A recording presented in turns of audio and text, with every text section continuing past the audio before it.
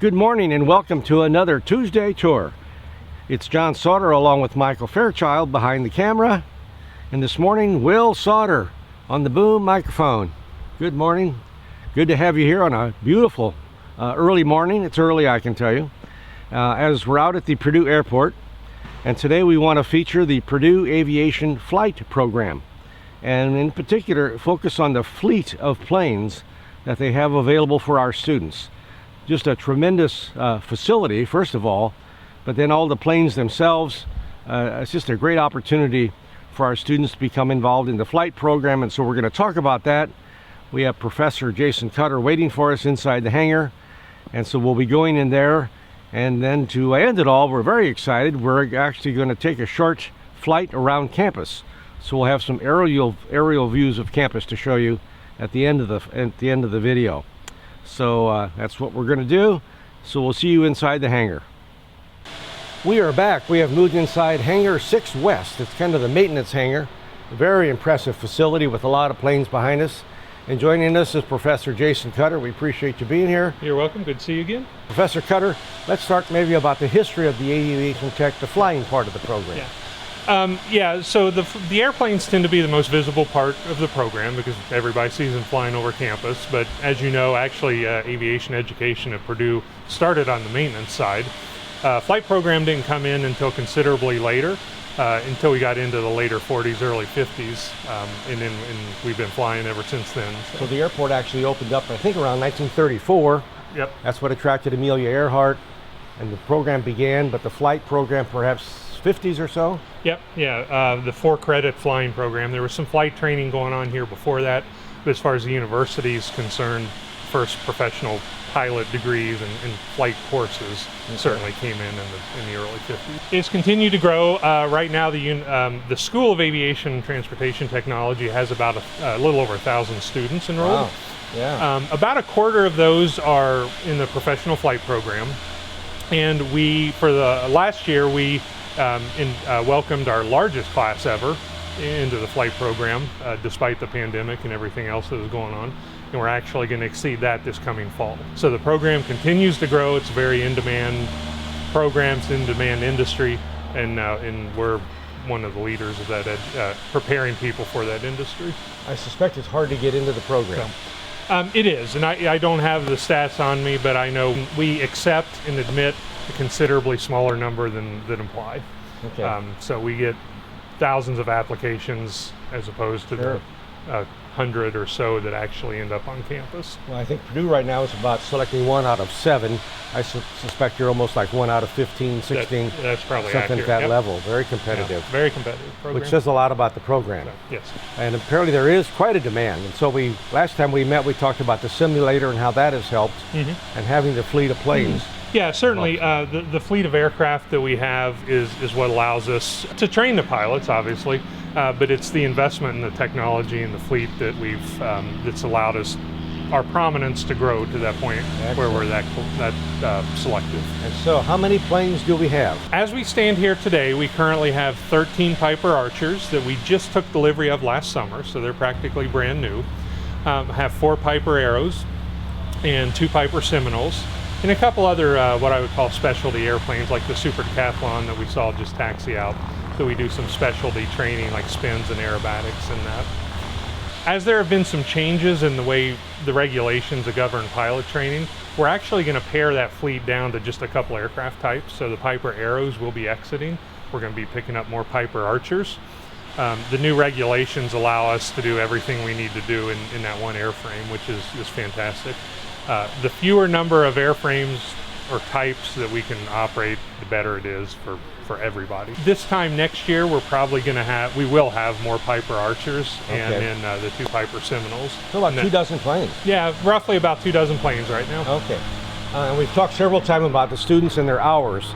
So how many hours do they have to get and achieve or something? What are some of the so each standards? different certificate has the number of hours that the FAA requires. Typically, they'll have around 200 hours when they finish the curriculum. Many of them go on to achieve their CFI rating, their flight instructor rating. Okay. And then they will teach other students, incoming students here at Purdue, or go out to other flight schools and flight instruct to build their hours. Okay. The way the regulations are right now, to get to the airline, which is typically where the majority of our students are headed, they need to have about 1,000 hours. 1,000 hours. Yeah. Whoa. So yeah, so it's quite a bit of experience, and we, because of Purdue's, the way we're certified, we can participate in the RATP, the Restricted ATP program. ATP is? It's the Airline Transport Pilot Certificate. So typically without that RATP certification, students would have to have 1,500 hours to go to the airline. Okay. So because of the collegiate program and the way we're certified, we can, our students can go at 1,000 hours. I suspect there's some airlines who really like your graduates, and you have a special connection with them. We have connections with several airlines. One of our most successful is Frontier Airlines. So we've been in partnership with them for a number of years now. And we've got probably 6 or 8 students there right now, and more preparing to go this summer. So we're excited about that. Excellent. It's probably a good question whenever you board a plane, look into the cockpit and say, any Purdue grads here?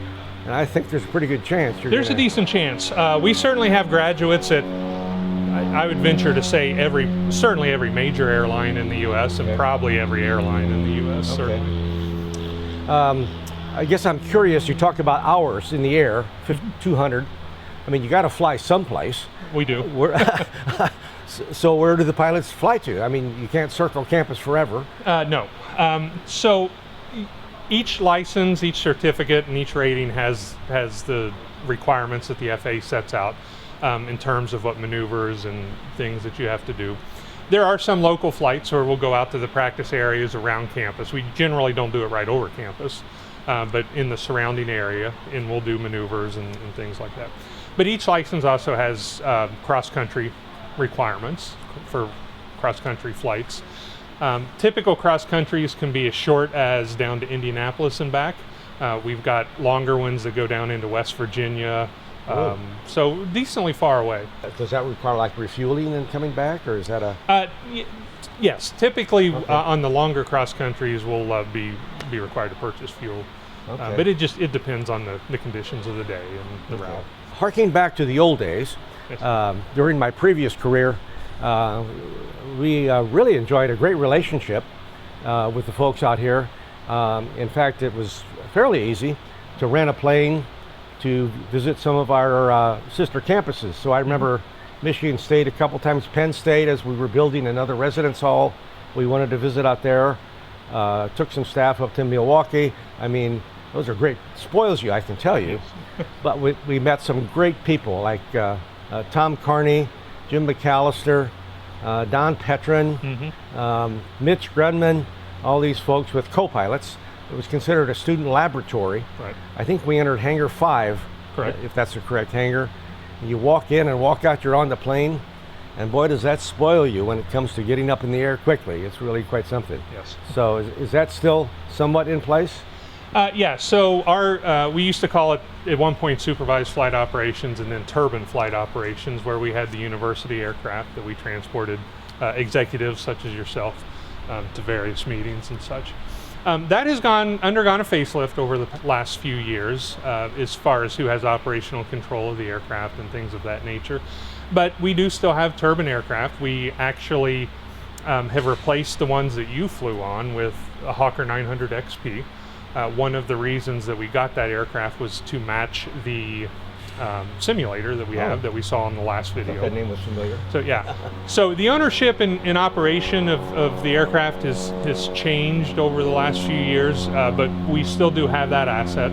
It hasn't been flying much with the travel restrictions with COVID, but that is certainly one of the things that we're looking forward to getting back into that space where we have can offer that as a learning opportunity for the students. I think they were King Airs, and there was even a jet, as I recall. We had at various points several King Air 90s and 200s and a Beach Jet. And the good old days. The good old days. The good old days. I assume, though, that Mitch Daniels still can fly pretty readily, and coaches perhaps on recruiting trips and all that sort of thing. Yeah, for the past, since COVID started, there no university travel taking place because the university is still on the travel ban. Right. But yeah, prior to that, we had users from all different levels of the university using the aircraft. For Excellent. sure. and we're providing some great background noise for you with the planes taking off, so you know we're really here. Right. Perhaps lastly, this great facility, looks like there's about a half a dozen planes or so here. Maintenance must be a big part of the program also. Yeah, it's not uncommon for us to fly several thousand hours a month on our fleet. We're particularly when the weather's good, we can fly a lot. The aircraft have preventative maintenance schedules similar to your cars. We see an airplane in this maintenance facility every 50 hours for some type of inspection or maintenance. If the weather's good, like it is today, we can rack through those 50 hours in a week. So we have a staff of about 10 full-time maintenance professionals. Excellent. That do all the maintenance on the aircraft. There are very few things that we send out to other facilities. I'd venture to say we do 99% of the maintenance for our aircraft right here in West Lafayette. And so the teaching maintenance is a part of that, I assume. Yeah, so teaching, our maintenance education program that happens down on the other end of the campus, those students do get some exposure, although they're not actually the ones that are working on the active training fleet. There's a whole fleet of aircraft down in that facility that they practice on and get their education on. We do have some student workers that come down and assist with tasks such as cleaning the aircraft and things like that. But our professional maintainers are primarily the ones that take care of the flying aircraft. Just an excellent facility, excellent program. We're now going to go inside the facility, and we're going to kind of show you as the students arrive how they meet up with their instructor. We're going to meet our pilot for the day and walk out to the plane. So we'll see you on the inside. Okay, we're on the other side of 6 West. I think they call it 6 West. And this is where the students actually enter the building and proceed to meet up with the instructor and go outside. So Jason, walk us through what happens once they come in. I notice we still have the bands on. Yeah, we still have the bands. Our COVID mitigation protocols are still very much in place. So as the students enter the building for the first time for the day, they'll go through a series of COVID screening questions, have their temperature taken, and then get a wristband indicating that they've been screened through the proper COVID protocols. So, and then once they get through that process, they'll check in over here at our dispatch desk, and dispatchers will assign the aircraft for the day, give them their keys, their package of information, and then they'll head out to the aircraft. Okay, it's kind of like a car rental. There's arrivals and there's departures. And you check in, return your key. Check in and check out. And do they have to tell the mileage or anything? No, I guess not. It's done It's done electronically, but we do keep track of that. Okay, cool. All right. So, well, let's walk down the hallway. Beautiful building. How new is 6 West? Yeah, so the alumni that have gone through our program will remember going through this process in Hangar 6. This facility is brand new. We've been in it in a little over a year now, or approximately a year. So it's been great to transition into this space that has more area and more space for our instructors. Well, it's a beautiful facility. And how many instructors do we have now? I believe we have 12 full-time instructors and around 70 part-time instructors. Okay. Good. And as we pass by the office, so Lisa Harvey right here. She's going to be our pilot. She's going to be taking us up on our flight very shortly. Thanks for joining us this morning. Thank you. And so we continue to work our way outside. And Alyssa will have the key to the plane. She will. She's already gone through that process. Okay. And we'll be able to go outside and have our short flight. So we'll see you outside on the runway as we get into the plane.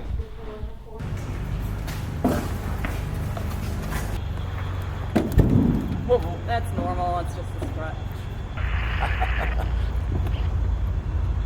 Lafayette Tower, Purdue 56, holding short, runway 5. We'd like a few circles over campus and then a north departure. Purdue 56, Lafayette Tower, runway 5, takeoff.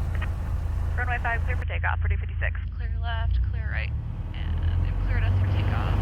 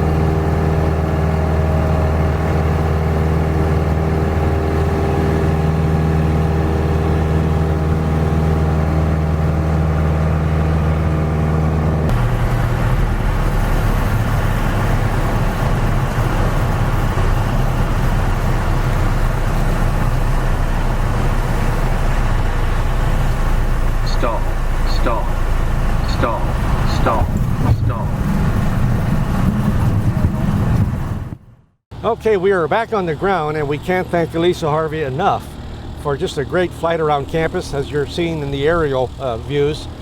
So thank you. Tell us now, were you a student at Purdue? Yes, I was a student at Purdue. I graduated in professional flight technology, and then I went on to get my master's degree in aviation and aerospace management, and now I work for the university full-time. Full-time instructor? Yes. That's what you do? Yep. All right.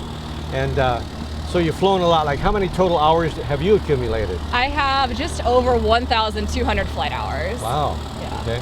All right. So you're obviously enjoying your time at Purdue. Yes, I'm having a good time. Yep.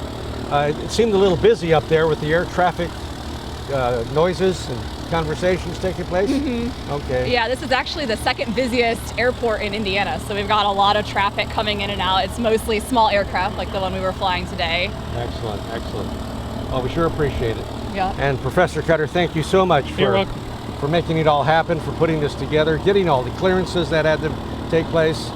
Yeah, you are welcome. So just on behalf of School of Aviation Transportation Technology, just want to thank you for all your years of service to the university and now to the Alumni Association. Oh, so thank you. Glad it worked out today and glad you enjoyed it. Yeah, it was just a great show. So that's it from here, and let's all say, Hail, Hail Purdue.